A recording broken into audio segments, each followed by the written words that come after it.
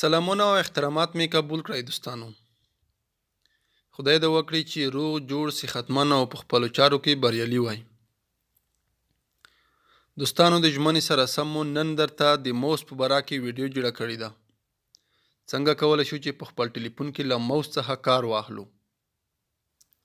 په تیره ویډیو کې مو درته ښودلې وه خپل د ټلیفون سکرین د کمپیوټر سکرین په شان واړوئ. نن درته په دې غږیږو چې څنګه کولی شو چې په خپل ټلیفون کې له موس څخه کار واخلو. ډیره خوندوره ویډیو ده. ویډیو تر اخیره وګورئ او له ملګرو سره هم شریکه کړئ. زه د ویډیو په طرف ویډیو شروع کوو.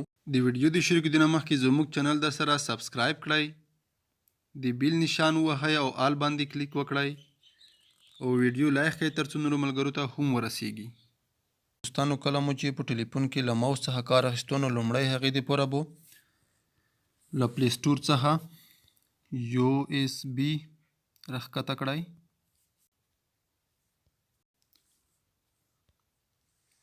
دغه USB سیټینګ دغه به انسټال کړئ. نه وروسته تاسو کولی شئ چې په خپل ټلیفون کې له کیبورډ او موس څخه په اسانۍ سره کار واخلئ. دغه ما انسټال کړې ده.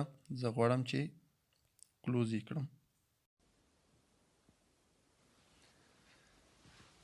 هر وخت مو چې په موبایل کې له موس څخه کار اخیستو نو تاسو به په خپل ځان سره موس، ټلیفون او دغه کیبل ولرئ. د کیبل په واسطه تاسو کولی شئ خپل موس د ټلیفون سره وصل کړئ.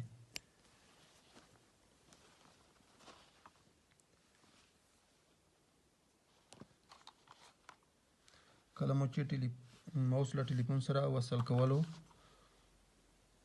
نو موس خپله لکه کمپیوټر سره چې وصل کېږي داسې اشاره ښیي. دغه موس ما له ټلیفون سره وصل کړو.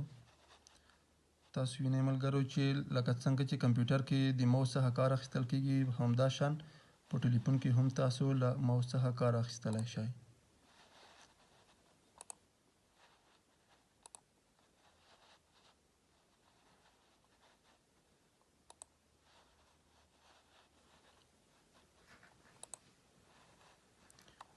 په دې طریقه تاسو کولی شئ په خپل ټلیفون کې موس استعمال کړئ.